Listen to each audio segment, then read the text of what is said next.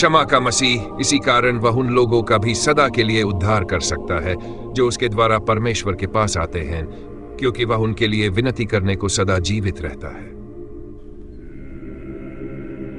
Swivel की cathedral में प्रवेश द्वार से बाईं ओर एक प्रतिमा है जिसे क्षमा का मसीह कहा जाता है। उसका चेहरा उदास है, सिर पर कांटों का मुकुट है और उसके सामने कुछ मोमबत्तियां जल रही है।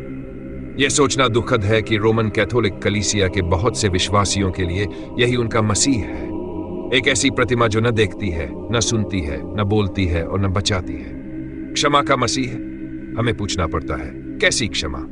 क्योंकि क्षमा ऐसी चीज है जिसे रोमन कैथोलिक कभी पूरी तरह प्राप्त नहीं करता, बल्कि जीवन भर उसके पीछे चलता रहता है। यदि उसके पास वह क्षमा होती तो मरते समय उसे अंतिम अभिषेक का संस्कार प्राप्त करने की आवश्यकता न होती। यदि उसके पास वह क्षमा होती तो उसे अपने पापों की क्षमा पाने के लिए पाप स्वीकार करने की आवश्यकता न होती। यदि उसके पास वह क्षमा होती तो उसे प्रत्येक मिस्सा में पश्चाताप की प्रार्थना दोहराने की आवश्यकता न होती, और न ही कुंवारी मरियम, महादूत मिकाएल, प्रेरितों और संतों से यह विनती करनी पड़ती कि वे उसके लिए प्रार्थना करें, क्योंकि उसने अनेक बार और अनेक प्रकार से पाप किया है। यह बिल्कुल स्पष्ट है कि रोमन कैथोलिक बाइबल की क्षमा को न समझता है, न जानता है, और सच्चे क्षमादाता मसीह को तो और भी कम जानता है। क्या तुम्हारा मसीह ऐसा है जो इस जीवन में पूर्ण, स्थायी और अंतिम क्षमा नहीं देता? तब वह बाइबल का सच्चा मसीह नहीं है। नियो सेविच बाय के अनुसार यीशु मसीह उद्धार करता है, केवल वही। संत पतरस ये जानते थे और इसका प्रचार करते थे, लेकिन वह कलीसिया जो दावा करती है कि पतरस उसका पहला पोप था, स्वयं पतरस की कही हुई बात पर विश्वास नहीं करती। किसी दूसरे के द्वारा उद्धार नहीं, क्योंकि स्वर्ग के नीचे मनुष्यों में और कोई दूसरा नाम नहीं दिया गया जिसके द्वारा हम उद्धार पा सके। जो वास्तव में प्रेरितिक है वे वही मानते हैं जिसका प्रेरितों ने प्रचार किया। और तुम, क्या तुम पवित्र प्रेरितों पर विश्वास करते हो? यीशु मसीह ने कहा, द्वार मैं हूं, यदि कोई मेरे द्वारा भीतर प्रवेश करे तो उद्धार पाएगा। जो वास्तव में मसीही है वे मसीह की कही हुई बात पर विश्वास करते हैं। क्या तुम्हारे साथ भी ऐसा ही है? रोमन कैथोलिक कलीसिया में उद्धार नहीं है, न उसके संस्कारों में, न कुंवारी मरियम में और न ही अन्य संतों में। मैं संतों के विषय में अपमानपूर्वक ऐसा नहीं कह रहा हूं, क्योंकि सच्चे संत भी ये मानते थे और मानते हैं कि हमारे उद्धारकर्ता यीशु मसीह ही एकमात्र उद्धार करता है। लेकिन प्रिय पाठक, यदि तुम इस प्रकार की पूर्ण क्षमा और अनंत उद्धार को नहीं जानते तो भले ही तुम कहते हो कि तुम मसीह पर विश्वास करते हो, तुमने वास्तव में उसे नहीं जाना है। क्योंकि जो उसे जानते हैं उनके पास यह क्षमा होती है, सभी पाप क्षमा किए गए। क्या यह तुम्हें अच्छा नहीं लगता? अब पाप स्वीकार कक्ष और मिस्सा के द्वारा क्षमा पाने की आवश्यकता नहीं, क्योंकि क्षमा सीधे क्षमा के मसीह से आती है। यदि तुम्हारा मसीह ऐसा नहीं है तो तुम्हें सच्चाई के स्थान पर कुछ और दे दिया गया है। बहुत से लोग मरियम पर भरोसा करेंगे, लेकिन वह किसी को बचा नहीं सकती। मरियम ने स्वयं कहा कि उसकी आत्मा परमेश्वर उसके उद्धारकर्ता की स्तुति करती है, क्योंकि उसे भी एक उद्धारकर्ता की आवश्यकता थी, और वह एकमात्र और सामर्थी उद्धारकर्ता परमेश्वर का पुत्र प्रभु यीशु मसीह है। भले ही लोग उसे सदा सहायता करने वाली हमारी माता कहें, यह उपाधि स्वयं गलत है। यह ऐसा उदाहरण है जिसमें एक संत को निर्वस्त्र करके दूसरे को वस्त्र पहनाए जाते हैं। प्रभु यीशु मसीह की उपाधियां और गुण उससे लेकर कुंवारी स्त्रियों और संतों में बांट दिए जाते हैं। मानो लोग ये विश्वास नहीं करते कि सारी सामर्थ्य और सारे गुण उसी में है। मैं बाइबल परमेश्वर के वचन की ओर अपील करता हूं, क्योंकि बाइबल मरियम को कभी इस नाम से नहीं पुकारती। इसके विपरीत वह सदा के उद्धार और सदा की सहायता का श्रेय यीशु मसीह को देती है। बहुत से लोग कलीसिया पर भरोसा करते हैं क्योंकि वह कहती है कि केवल उसी में उद्धार है। वे कलीसिया के संस्कारों पर भी भरोसा करते हैं, क्योंकि उन्हें सिखाया गया है कि संस्कारों के द्वारा उनके जीवन में परमेश्वर का अनुग्रह बढ़ता है और वे क्षमा प्राप्त करते हैं। उदाहरण के लिए, पाप स्वीकार के संस्कार में आखिर क्या खोजा जाता है यदि क्षमा नहीं? लेकिन रोमन कैथोलिक धर्म में पूर्ण और अंतिम क्षमा नहीं है। कलीसिया तुम्हें ऐसी क्षमा नहीं दे सकती, क्योंकि वह स्वयं उस क्षमा को नहीं जानती, क्योंकि वह सच्चे क्षमादाता मसीह को नहीं जानती। वह कब तक बचाता है? परमेश्वर का वचन कहता है, सदा उसे स्वीकार करो, अपनी शर्तें और नियम उसमें मत जोड़ो। अब ईमानदारी से बताओ, क्या तुम इस सदा के उद्धार को जानते हो? या तुम्हें जो उद्धार सिखाया गया है वह किश्तों में आता है, टुकड़ों और हिस्सों में, एक पाप स्वीकार से दूसरे पाप स्वीकार तक, थोड़ी थोड़ी क्षमा? क्या तुम्हें सिखाया गया है कि नश्वर पाप और क्षम्य पाप होते हैं, कि यदि तुम कोई नश्वर पाप करो और क्षमा प्राप्त किए बिना मर जाओ तो नरक में जाओगे?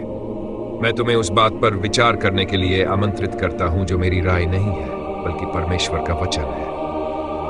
हर पाप मृत्यु लाता है। जो प्राणी पाप करता है वही मरेगा। पाप की मजदूरी मृत्यु है। जिन लोगों ने तुम्हें नश्वर पाप आदि के विषय में ये बातें सिखाई है, वे या तो परमेश्वर के वचन को नहीं जानते या उस पर विश्वास नहीं करते। वे न तो प्रत्येक पाप की गंभीरता को समझते हैं, न ये समझते हैं कि धर्मी न्यायी परमेश्वर हमारे पापों के प्रश्न को इस प्रकार कैसे हल कर सकता है कि हमें संपूर्ण, पूर्ण और स्थायी क्षमा प्रदान कर सके। लेकिन यही सच्चा सुसमाचार है, न्याय और क्षमा का संदेश। यीशु मसीह ने हमारे स्थान पर हमारे सभी पापों के लिए क्रूस पर परमेश्वर का न्याय सहा, हमारे हर एक पाप के लिए। जब हम पश्चाताप करके उस पर विश्वास करते हैं, उस पर जिसने हमारे लिए मूल्य चुकाया, जो हमें क्षमा करता है और हमें नया जीवन देता है, तब हम उससे पूर्ण क्षमा प्राप्त करते हैं। और परमेश्वर का उद्धार केवल तब तक नहीं रहता जब तक तुम कोई गंभीर पाप न कर बैठो, जैसा कि कुछ लोग कहते हैं। यह सदा के लिए है। इब्रानियों 7:5 कहता है, वह सदा के लिए उद्धार कर सकता है। क्या तुम सच्चे क्षमादाता मसीह को जानते हो, या तुम अब भी ऐसे मसीह पर विश्वास करते हो जिसे एक ऐसी कलीसिया ने अपनी निगरानी में रखा है जो तुम्हें कभी पूर्ण क्षमा नहीं देगी? वह किन्हें बचाता है? काश सभी लोग बचाए जाते। परमेश्वर सभी से प्रेम करता है और ये लोग उस प्रबंध को स्वीकार नहीं करते जो परमेश्वर ने प्रेम में उनके लिए किया है। परमेश्वर हमारे प्रश्न का उत्तर छिपाता नहीं है। वह बताता है कि कौन बचाए जाते हैं, और तुम भी, प्रिय पाठक, उनमें से एक हो सकते हो यदि तुम परमेश्वर की बात पर ध्यान दो। वह लोगों को इसलिए नहीं बचाता कि वे अच्छे काम करते हैं, न इसलिए कि वे ईमानदार हैं, न इसलिए कि वे प्रेम करते हैं, न इसलिए कि वे कलीसिया के प्रति निष्ठावान हैं। पवित्र वचन को देखो। वह उन लोगों का भी सदा के लिए उद्धार कर सकता है जो उसके द्वारा परमेश्वर के पास आते हैं। उद्धार और क्षमा हमारे गुणों के कारण नहीं, बल्कि मसीह के गुणों के कारण है।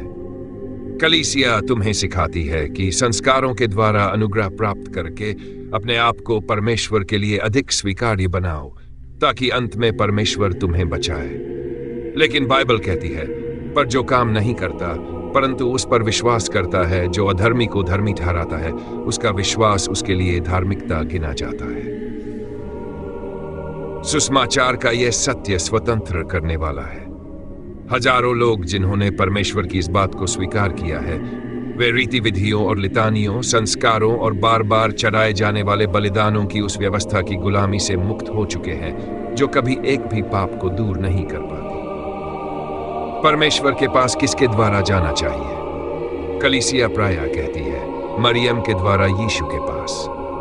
लेकिन इब्रानियों 7:5 कहता है कि यीशु मसीह उन लोगों को बचाता है जो उसके द्वारा परमेश्वर के पास आते हैं। यीशु मसीह ने स्वयं कहा, मार्ग और सत्य और जीवन मैं ही हूं, बिना मेरे द्वारा कोई पिता के पास नहीं पहुंच सकता।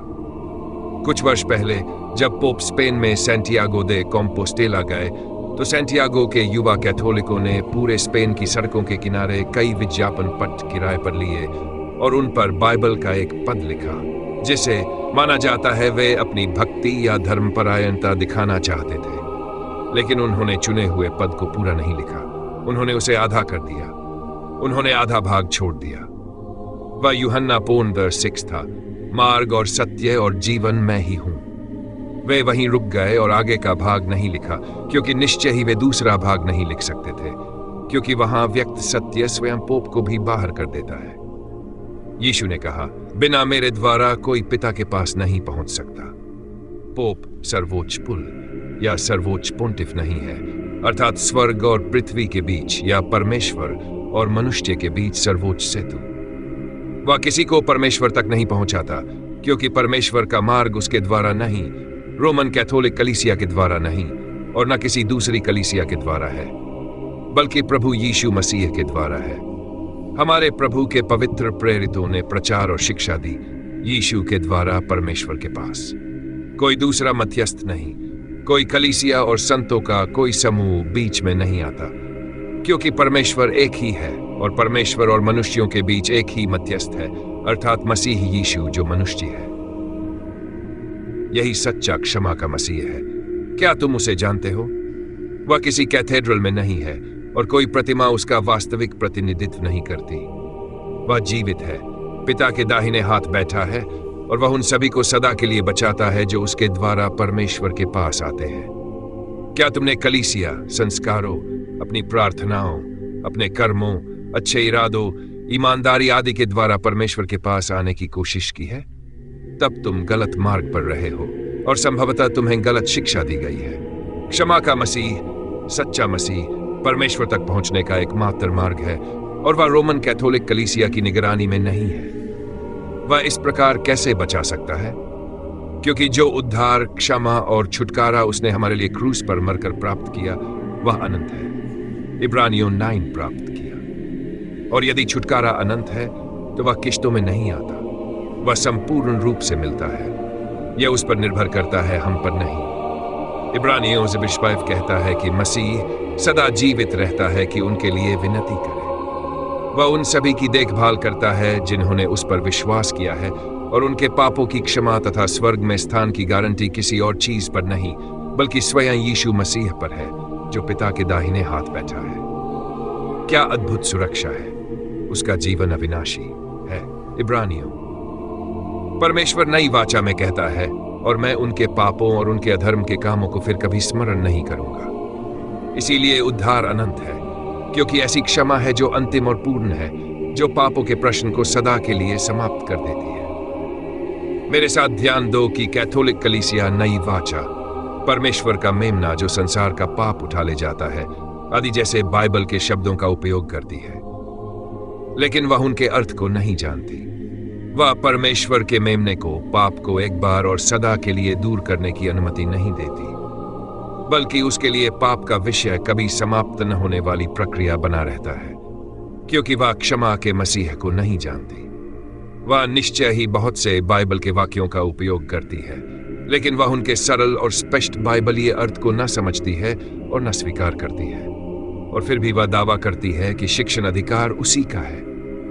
और जब कोई व्यक्ति सच्चे क्षमादाता मसीह को जान लेता है, उसमें अनंत छुटकारा प्राप्त करता है और यह सीखता है कि उसने एक ही बलिदान के द्वारा पवित्र किए जाने वालों को सदा आनियों फूनसरस, तब वह समझता है कि उसे अब रोमन कैथोलिक कलीसिया की आवश्यकता नहीं है, क्योंकि वास्तव में उसके पास देने के लिए कुछ भी नहीं है। लेकिन जो लोग कलीसिया के प्रति निष्ठावान हैं, रोमन कैथोलिक धर्म उन्हें अपने संस्कारों से बांधे रखता है और ऐसे मसीह पर विश्वास कराता है जो क्षमा नहीं करता। कलीसिया पापों और अधर्म के कामों को भुलाए जाने नहीं देती। उसकी गलत धारणा के अनुसार पापों से दिन प्रतिदिन, सप्ताह दर सप्ताह, एक पाप स्वीकार से दूसरे पाप स्वीकार तक, एक मिस्सा से दूसरे मिस्सा तक निपटना पड़ता है। पश्चाताप की प्रार्थना दोहराते हुए, पापों को याद करते हुए, परमेश्वर की कृपा, दया और करुणा खोजते हुए। मानो वे लोग जिन्होंने अभी तक सच्चे क्षमादाता मसीह को नहीं जाना। कितनी दुखद गुलामी! रीति विधियों और धार्मिक समारोहों की एक अंतहीन पुनरावृत्ति जो कभी अंतिम क्षमा नहीं देती, नहीं, मृत्यु के बाद भी नहीं, क्योंकि व्यक्ति की मृत्यु की वर्षगांठ पर भी उसके लिए मिस्सा चढ़ाया जाएगा। प्रिय पाठक, क्या अब वह समय नहीं आ गया है कि तुम सच्चे मसीह और उस सच्ची क्षमा को जानो जो वह प्रदान करता है? गुलामी की इस व्यवस्था से बाहर निकलो और उसके पास जाओ, क्षमा के मसीह के पास। उसने क्रूस पर अपना बहुमूल्य रक्त बहाया और तुम्हारे अपराधों की कीमत चुकाई। वह तुम्हें व्यक्तिगत रूप से सदा के लिए बचाना चाहता है। उसके पास जाओ और उसी के द्वारा तथा उसके गुणों के द्वारा परमेश्वर के पास जाओ। भले ही लोग तुम्हारी आलोचना करें, प्रेरित बुलाहट का पालन करो। इसलिए आओ, हम छावनी के बाहर उसके पास निकल चले और उसकी निंदा सहे।